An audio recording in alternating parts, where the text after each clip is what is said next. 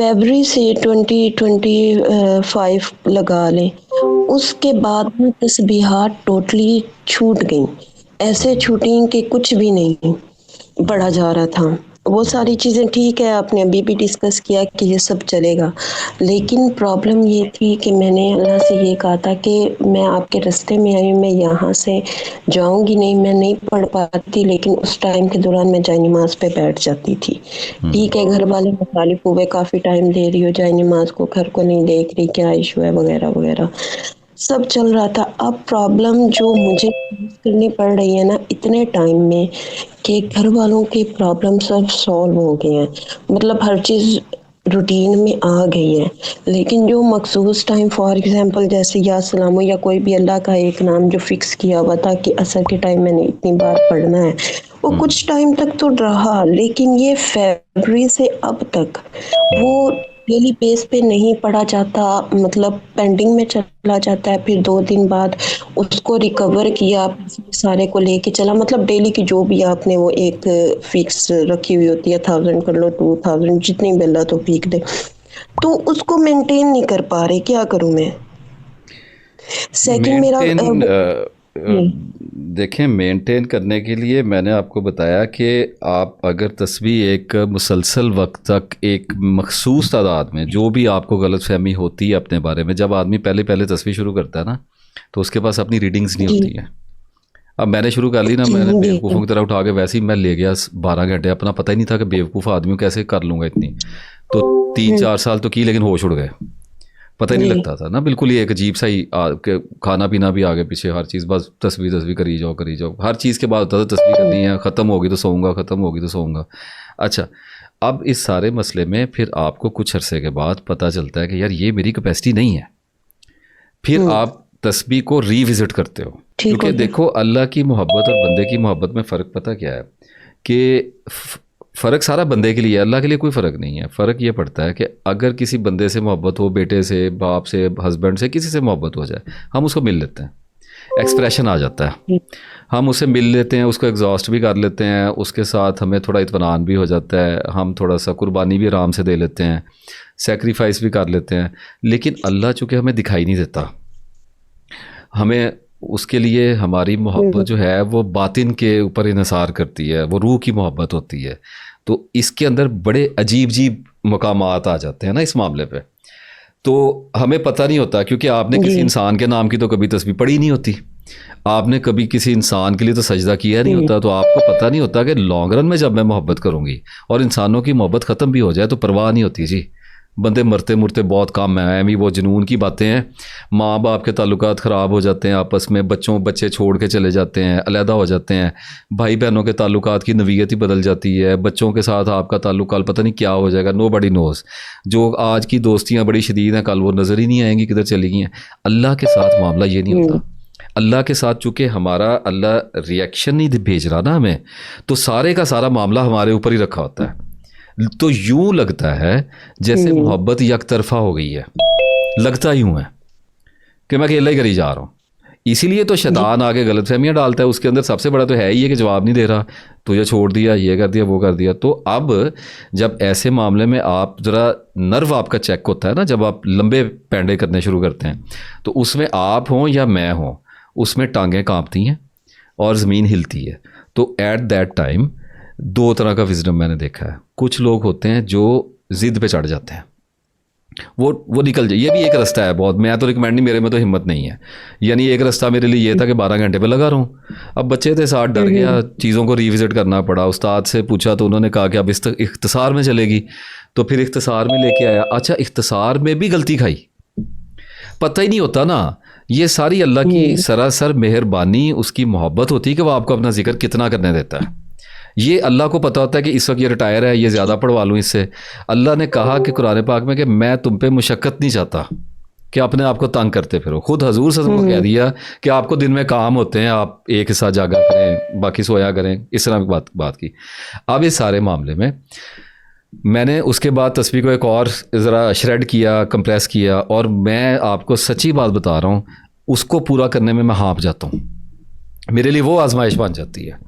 تو اپنے آپ کو ریوزٹ کرنے میں کوئی حرج والی بات نہیں ہے. آہستہ آہستہ کرتے کرتے انسان کو اپنے بارے میں ایک اندازہ ہو جاتا ہے کہ اس پہ میں نے ٹکنا ہے. وہ پھر اس کی ضد بن جانی چاہیے کہ اس سے کم پہ میں کمپرومائز نہیں کروں گا. جیسے نمازیں پھر کم ہوتے ہوتے وہی کیپیسٹی کی بات ہی ہو رہی تھی نا, اوپر کیلیبر کی ہو رہی تھی. آپ چھوڑیں روایتیں سچی ہیں جھوٹی ہیں, ہم اس بحث میں جاتے ہی نہیں ہیں. میں اس مزاج کا آدمی نہیں ہوں. میں کہتا ہوں یہی کہا جا رہا تھا نا کہ آپ کی امت نہیں پڑھ سکے گی, اس کو کم کروائیں. تو 5 پہ آ کے پھر آپ نے کیا فرمایا تھا کہ یہ اس سے کم نہیں میں چاہتا. آپ مطلب یہ تھا کہ اس سے کم بھی کیا آپ کرواؤں میں. تو ایک ہوتا ہے نا کہ آپ اختصار میں لاتے لاتے ایک ایسی جگہ پہ آ جاتے ہیں جہاں پہ اللہ آپ کو وہاں پہ سپورٹ دے دیتا ہے. آپ کے اندر ایک غیرت بیدار ہوتی ہے, آپ کہتے ہیں اس سے کم نہیں میں کرتی. وہاں پہ رکنا ہوتا ہے, وہی آپ کی جنگ ہوتی ہے, وہ چلتی رہتی ہے. اس میں بھی کبھی کبھار نقص کجی میں نے تو اپنے اندر آتی ہوئی دیکھی ہے, کچھ کر جاتے ہوں گے. اللہ کے بڑے بڑے ثابت قدم بندے ہیں. آئی کین نیور امیجن کہ I am on the highest plate form, actually I am on the lowest side. تو آپ اپنے آپ کو دیکھیے, اپنی ججمنٹ آپ کے اپنے اندر سے نکلے گی. کم کر لیں, کوشش کریں کہ آپ اپنے دنوں کا حساب لگا لیں, چھوٹے بڑے دن, سردی گرمی, بچے, پھر اپنا مزاج بھی ڈال لیں اور بیماری ڈال لیں. 100 چیزیں ڈال کے آپ ایک ایسی ریشو نکال لیں جس پہ آپ کو لگے کہ یار یہ سب کچھ بھی اگر آئے تو اس کا میں نے ایک فارمولیشن نکالا تھا, وہ میں آپ سے عرض کر دیتا ہوں. میں نے یہ دیکھا کہ ایسی تصویر کتنی ہو سکتی ہے کہ اگر مجھے سارا دن فرصت نہ ملے اور میں رات کو اپنی چارپائی پہ جا کے اگر گروں اور مجھے صرف یہ ہو کہ میں یہاں پہ بیٹھا رہوں تو میں کر جاؤں گا. تو میں نے وہ تعداد پکڑ لی ہے. سوری سر, یہاں پہ میرا ایک کوشچن ہے کہ جب یہ ایسے ہوتا ہے نا کہ میں چلو یہ لیٹ کے پڑھ لیتی ہوں تو اندر سے آواز آنی سٹارٹ ہو جاتی ہے, یہ کیا کر رہی ہو, یہ تو اللہ تعالیٰ کی توہین ہے کہ تم لیٹ کے کر رہی ہو. یہ تو فضولیات ہوتی ہیں نا, اس کو رسپونڈ ہی نہیں کرنا ہوتا. یہ تو نفس کے وسوسے ہوتے ہیں. آپ کو پتا ہے یہ تھاٹ فیک ہے. اب آپ دیکھیں نا, آپ نے مجھے کویسچن کیا, میں نہیں کرتا. سب سے پہلے اندر ہی تل جانی ہے چیز, باہر اس کو تب نکالا کریں جب اس کا وزن مجھ سے پوچھنے میں حرج نہیں ہے. لیکن میں یہی تو لوگوں کو بتا رہا ہوں کہ اصل سوال ہوتا ہی بہت کم ہے زندگی میں, ہوتی نہیں خاموشی ہے. اصل میں کچھ بھی نہیں کرنے والا. آپ یہ سوال اگر اپنے آپ کے آگے رکھو کہ اس سوال میں کوئی ریئلٹی آپ کو نظر آ رہی ہے. سر مجھے یہ ہوتا ہے کہ یہ تو اللہ کو ڈس ریسپیکٹ کرنے والی بات ہو گئی. آپ کو, آپ کا یہ ایمان ہے, آپ کا یہ گمان ہے کہ لیٹ کے اللہ نے خود کہا مجھے لیٹتے اٹھتے کروٹوں کے بل مجھے یاد کرو, چلتے پھرتے کرو. تو آپ, اللہ خود ریکمینڈ کر رہا ہے اور آپ کے اندر یہ خیال آ رہا ہے کہ میں لیٹ کے اللہ کو یاد کرتی ہوں تو اس سے شاید ڈیوائن انسلٹ ہو جاتی ہے. تو میں کہتا ہوں کہ علم کو بڑھائیں پھر, کیونکہ جو اندر سے رسپونڈ نکلنا ہے نا. ہم تسبیح کر کیوں رہے ہیں؟ دیکھیں جی, تسبیح کا اصل مقصد تو اللہ کی یاد ہے. ایک مقصد اور بھی ہوتا ہے, سب سے نچلا مقصد یہ ہوتا ہے کہ اللہ میرا یہ کام کر دے, اللہ میرا وہ کام کر دے. میں اس کے بھی خلاف نہیں ہوں, میں کہتا ہوں نہ کرنے سے کرنے والا ہی اچھا ہے. بندوں کا حق ہے, اللہ پہ تمنا پالتے ہیں, کوئی حرج والی بات نہیں. لیکن یہ لوئسٹ ہے. یہ جو اللہ کی محبت والی تسبیح ہے نا, اس سے ایک درجہ نیچے والا بھی ہوتا ہے. اس درجے کے اندر مطلب جب آپ چڑھ رہے ہوتے ہیں نا تو آپ کے اندر ایک عجیب و غریب ایک کیفیت پیدا ہو رہی ہوتی ہے. آپ کو کچھ ایسے گمان آ رہے ہوتے ہیں, کچھ ایسے خیال آ رہے ہوتے ہیں جن کے جواب آپ کے پاس نہیں ہوتے. کیونکہ شیطان کو تو پتہ ہے نا, اب تسبیح کر رہا ہے تو تسبیح کے حساب سے آزمائش لائے گا نا. شرابی کو شراب والی دے گا, تسبیح والی عورت کو تسبیح والی آزمائش دے گا. تو مسئلہ یہ ہے کہ میرے پاس رسپانس نہیں ہے جواب کا. آپ اس لیے مجھے کر رہی ہیں نا سوال جی, آپ کے اندر سے جواب نہیں نکلا تو وہ دے گیا آپ کو وسوسہ اور آپ کو تنگ کر گیا تو خلجان ڈال دے گا ذہن میں, یعنی انفیکٹ کر دے گا مائنڈ کو. تو مجھے اللہ نے کہا کہ میری کتاب کو پڑھو, اور حضور صلی اللہ علیہ وسلم نے اس کو فائنل سٹیٹمنٹ دیا کہ علم حاصل کرو, فرض ہے مسلمان پہ, مرد اور پہ. ہمارے پر فرض ہے. تو میں کہتا ہوں فرض کیا ہوتا ہے؟ فرض ہوتا ہے 5 نمازیں. تو لوگ کہتے ہیں قرآن فرض نہیں. میں کہتا ہوں تلاوت جو ہوتی ہے نا وہ اپنی استعداد پہ رکھ چھوڑی ہے. اللہ کی کتاب کو گہرائی سے پڑھنا تو ہمارے اوپر فرض ہونا ہی چاہیے. میں اس کو فرض نہیں کہہ رہا, لیکن کچھ فرض ہوتے ہیں نا, جیسے ہم کہہ دیتے ہیں بچے کی حفاظت تو ہمارا فرض ہے ہی ہے. کہاں پہ اللہ نے آپ کو کہا ہے؟ بچے کو پڑھانا اسکولوں میں ہمارے اوپر فرض ہوا ہے. کس نے کیا ہے فرض ہمارے اوپر؟ اور اتنے کام ہم نے اپنے اوپر, روز برش کرتے ہیں فرض کیا ہوا ہے, نہاتے ہیں فرض کیا ہوا ہے. نہیں ہے قرآن میں فرض. جمعے کا غسل ہے, زیادہ کریں کس کو برا لگتا ہے؟ تو میں یہ کہتا ہوں کہ اسی طرح سے اپنے اوپر ایک آدھا فرض اللہ کی محبت میں بھی لینا چاہیے کہ میں اس کی کتاب میں نے پڑھنی ہے. تو اس سے ہوگا کیا کہ میں بار بار یہ کہتا آ رہا ہوں کہ جب آپ ایک رکوع ترجمے کے ساتھ, تو میں کم سے کم کہتا ہوں اس سے نیچے درجہ کوئی نہیں ہے نا, جب آپ پڑھنا شروع کریں گے تو 2-3 سال کے اندر اندر اپنی اپنی استعداد ہے. میں نے اپنے اندر یہ دیکھا تھا کہ 3-4-5 کے سال کے اندر نا میں نے اپنے اندر یہ کشائش دیکھی کہ آپ بات کر رہی ہیں, میرے اندر سے رسپانس دیکھو, میں کیمرے پہ کیوں آ گیا. آپ نے کبھی آپ لوگوں نے سوچا ہے, مجھے اللہ نے ایک ٹرسٹ دیا نا, جی مجھے تو پتہ ہی نہیں ہوتا آگے سے سوال کیسے نکل کے آنا ہے. آپ اندازہ تو کریں نا, آپ کی جگہ پہ کوئی عالم بھی ہو سکتا ہے, کوئی بھی بندہ ہو سکتا ہے. میں تو بیٹھ گیا ہوں آ کے, میں نے تو اپنے آپ کو ٹرائل پہ رکھ دیا ہے نا. اب عزت کون بچانے والا, میری اللہ. تو اس کا مطلب یہ ہے کہ میرے پاس صرف ایک بچنے کا طریقہ ہے کہ جو اللہ کہہ رہا ہے میں اس کو پڑھتا رہوں. مدد تو میری تبھی آئے گی نا, جی رسپانس تو میرا وہیں سے نکلنا ہے. فار ایگزامپل آپ پڑھ رہی ہیں انا للہ و انا راجعون, انا للہ و انا, آپ 10 سال سے تسبیح کر رہی ہیں, آپ کو چوٹ پڑے گی, آپ کے منہ سے نکل جانا ہے انا للہ و. آپ کا رسپانس ایونٹ کو, سٹریس کو, آزمائش کو, وسوسے کو یہ ہوگا کہ انا للہ و انا الیہ راجعون. اب میں نے استخارہ کرنا ہوتا ہے, چلتے پھرتے استخارہ کرنا پڑتا ہے. لوگ کہتے ہیں وہ کھڑے ہونے والا تو ہوتا ہی ہے, وہ ہوتا ہے اطمینان والا استخارہ. الجھن والا, شادی کرنی پڑ گئی بچوں کی, کوئی مسئلہ آ گیا, کوئی فیصلہ سازی کرنی ہے گھر میں, تو آپ 2 رکعت نماز استخارہ آپ اللہم انی استغفرک والا پڑھ دیتے ہیں, اللہ سے دعا کر دیتے ہیں, اللہ تعالیٰ کر دیتا ہے جو آپ کے لیے بہتر ہوتا ہے. ایک استخارہ ہوتا ہے ایمرجنسی, وہ کیسے کریں گے, وہاں پہ کون سی رکعتیں لے کے آئیں گے آپ کو, وہاں پہ تو ٹائم نہیں ہے. چلتے پھرتے آپ کے ذہن میں چوائس آ گئی یہ کروں یا نہ کروں, اب کہاں سے کرنا ہے. تو اللہم احسن عاقبتنا فی الامور کلیہا وجرنا من خزی الدنیا وعذاب الآخرہ. ایک بار پڑھا جائے, 2 بار پڑھا جائے, 3, یہ رسپانس میرے اندر کہاں سے نکل رہا ہے کہ یا اللہ مجھے رسوا نہ کر, میرے استاد سے مجھے سمجھ ہے, اسی لیے تو استاد ہے میرے, سمجھ ہی مجھے اس لیے آئی کہ اگر چلتے پھرتے اس کو پڑھ لو کہ اللہ رسوائی سے بچا لو. تو استخارہ نہیں ہے یہ, تو میرا یہ استخارہ بن گیا ہے. تو میرا رسپانس آپ دیکھو کہ رسپانس میرا اللہ کی آیت ہے, رسپانس میرا اللہ کی کتاب سے آ رہا ہے. اب میں جس استاد کا بھی ریفرنس لے کے آ رہا ہوں وہ بھی اللہ کی کتاب سے ہی آ رہا ہے نا سارا کچھ, تو میرا ریفرنس سیف ہے.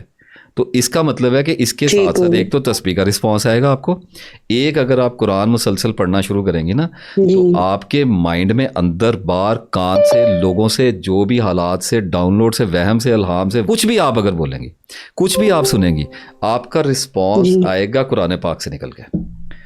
تو اب اگر آپ دیکھو ہم اس کو فائنلائز کرتے ہیں, جسٹ اے منٹ. تو میں نے آپ سے یہ اس کو سم اپ کرتے ہوئے کہنا تھا کہ جب آپ نے مجھے کہا کہ لیٹے ہوئے جب میں اللہ کو یاد کرتی ہوں تو مجھے لگتا ہے کہ یہ نعوذ باللہ تھوڑا سا مجھے ایسا لگتا ہے اٹس ناٹ گڈ, ارسپیکٹیبل, رائٹ.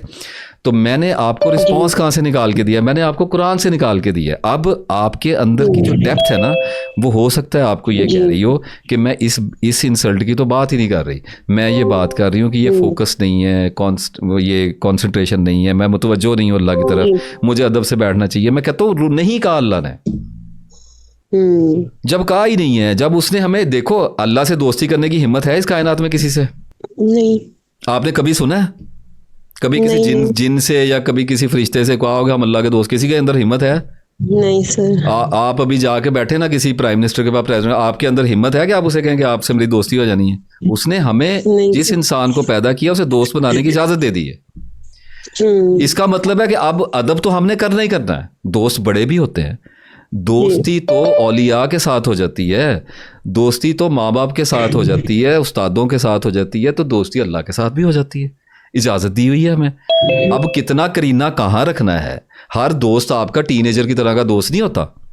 تو اس کا مطلب یہ کہ رسپانس آپ کو نکل کے آئے گا قرآن پاک سے. تو 2 رسپانسز کی ہم نے بات کر دی, ایک تسبیح کا رسپانس, ایک آپ کا قرآن, یہی آپ کو بچائیں گے, ادروائز کوئی نہیں بچائے گا. سامنے ہمارے ہمسائے تھے, وہ نا چارجر لینے ہیں, میں ایگزامپل سے آپ سے کوشچن پوچھنا چاہوں گی. تو چارجر لینے آئے تو میرے مائنڈ میں تھا بچے ہیں چارجر خراب کر دیں گے. اب یہ بات کی اندر رسپانس صورت آرایت الذی یکذب بالدین کی لاسٹ آیت آ گئی, اور وہ برتنے کی چھوٹی چھوٹی چیزیں بھی نہیں دیتے. اب وہاں پہ جی وہ اب پرابلم مجھے یہ پڑی کہ میں چارجر دیتی بچے خراب کر دیتے. میں نے دیا نہیں, لیکن آیت کی تکرار تھی کہ چھوٹی چھوٹی برتنے کی چیزیں بھی نہیں دیتے. میرا یہ ہے کہ آپ ڈیلی لائف میں اس چیز کو کیسے مینٹین ہمیرا دیکھو, بات سنو, بات یہ ہے کہ جب تھوڑا پڑا ہوتا ہے نا, زیادہ پڑے ہوئے کی کوئی لمٹ نہیں ہوتی, تھوڑے کی لمٹ ہوتی ہے, تھوڑے کی لمٹ ہی ہوتی, نہیں پڑا ہوا, ٹھیک ہے, یہ ڈیڈ اینڈ ہے. زیادہ پڑا ہوا پتہ نہیں کتنا پڑا ہوا ہے, ٹھیک ہے. تو جب تھوڑا پڑا ہوا, میں آپ کو کرٹیسائز نہیں کر رہا, میں آپ کو جج نہیں کر رہا, لیکن آپ کو دوسری آیت یہ یاد آتی کہ نفس جو ہوتا ہے وہ بخل میں مبتلا ہوتا ہے. نفس تو حکم ہی بخل کا دیتا ہے کئی بار اللہ نے قرآن پاک میں شبہ کا لفظ استعمال کیا ہے کہ یہ ایک مخصوص قسم کی تنگی میں ہوتا ہے.